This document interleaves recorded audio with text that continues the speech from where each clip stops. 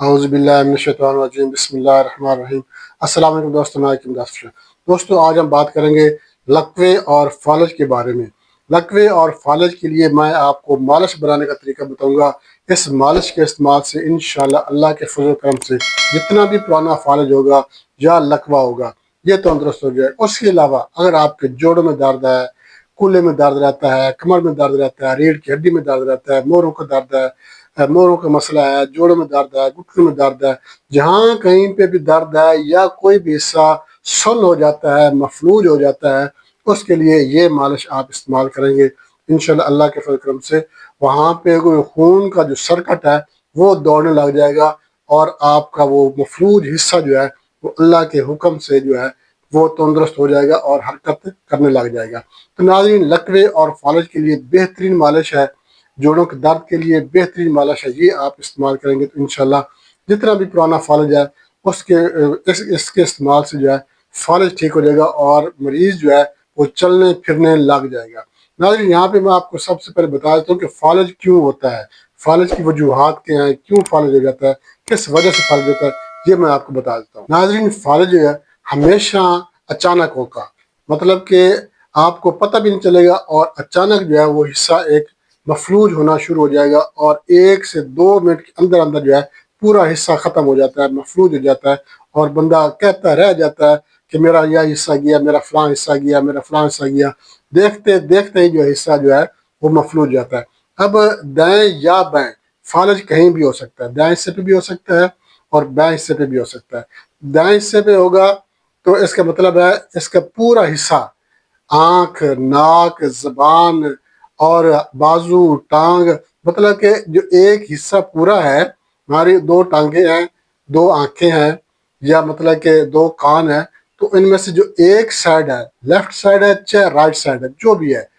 وہ پوری مفلوج ہو جاتی ہے۔ یہاں تک کہ زبان بھی جو ہے اس کی بھی ایک سائڈ جو ہے وہ مفلوج ہو جاتی ہے اور بندہ صحیح طریقے سے بول بھی نہیں سکتا، اس کے بولنے میں بھی لکنت آ جاتی ہے، تو یہ اتنا خطرناک ہوتا ہے۔ اب ہوتا کیا ہے، یہ ہوتا ہے ہائی بلڈ پریشر کی وجہ سے۔ اگر کسی کا بلڈ پریشر بڑھتا رہتا ہے اور اکثر بڑھتا رہتا ہے، اس کو پتہ بھی نہیں چلتا یا وہ اس کی میڈیسن استعمال نہیں کر رہا، ہائی بلڈ پریشر کی کوئی دوائی نہیں کھا رہا، تو کسی وقت بھی اس کو مفلوج، اس کا حصہ مفلوج ہو سکتا ہے، اس کو فالج ہو سکتا ہے۔ فالج کے علاوہ وہ لقوہ بھی ہو سکتا ہے، لقوہ بھی ایک مفلوج حصہ ہوتا ہے، اس کو بھی ہم مائنر سا فالج کہہ سکتے ہیں۔ یہ ہوتا ہے صرف چہرے پہ، مطلب کہ چہرے کی جو ایک سائڈ ہے، آنکھ اور جو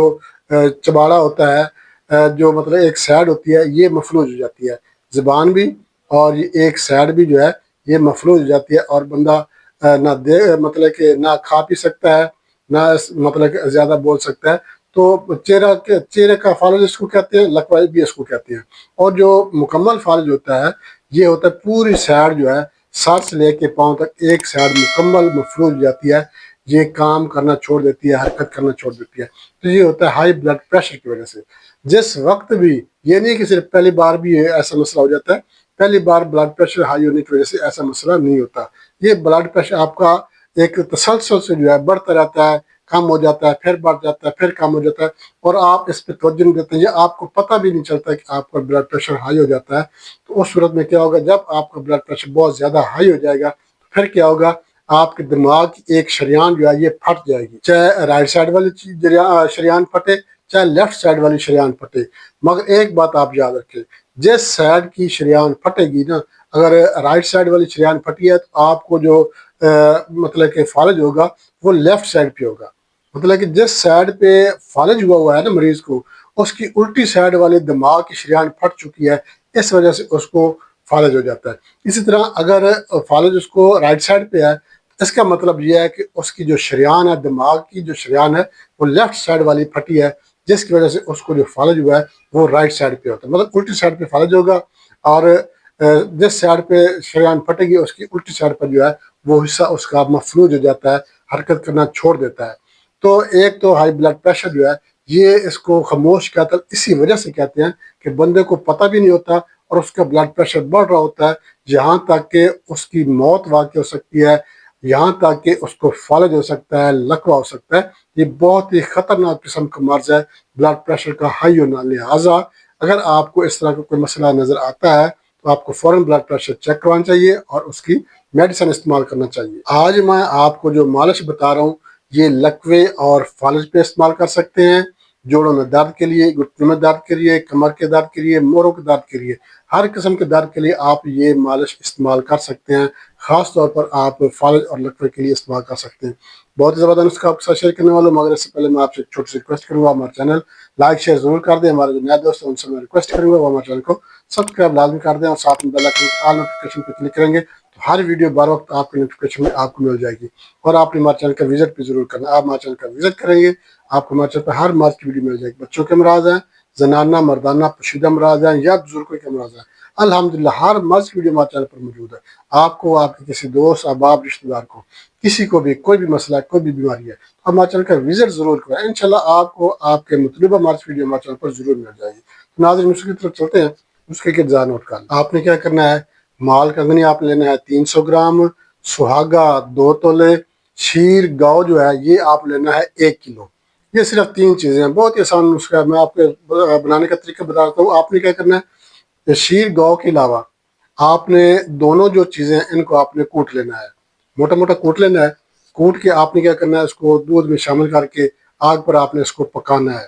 آگ پر آپ نے اس کو اتنا پکانا ہے کہ جب جو دودھ ہے یہ خشک ہونے لگ جائے اس وقت آپ نے اس کو اتار لینا ہے۔ اتار کر آپ نے اس کو ٹھنڈا کر لینا ہے اور اس کو آپ نے اس میں سے جو تیل نکلے گا، سرخی میل رنگ کا تیل نکلے گا، وہ تیل یا گھی اس کو ہم کہہ سکتے ہیں یا تیل کہہ سکتے ہیں، تو یہ تیل آپ نے چھان لینا ہے۔ چھان کر آپ نے اس کو شیشی میں محفوظ کر کے اپنے پاس رکھ لینا ہے۔ اب آپ نے اس تیل سے جو ہے مالش کرنی ہے، جو مفلوج حصہ ہے، بازو ہے، ٹانگ ہے یا مطلب چہرہ ہے، پوری سائڈ جو ہے اس کی مالش کرنی ہے اور اچھی طرح سے زوردار مالش کرنی ہے۔ اس طرح لکوے والا جو حصہ ہے اس کی بھی آپ نے مالش کرنی ہے۔ اس کے علاوہ کمر میں درد ہے، موڑوں میں درد ہے، جوڑوں میں درد ہے، گھٹنوں میں درد ہے یا پٹھوں میں درد ہے، جہاں کہیں پہ بھی درد ہے اس حصے کی مالش کریں۔ انشاءاللہ اللہ کے فضل و کرم سے چند دن آپ یہ مالش استعمال کریں گے تو جو فالج کا والا حصہ ہے وہ ٹھیک ہونا شروع ہو جائے گا، مریض اس قابل ہو جائے گا کہ اپنے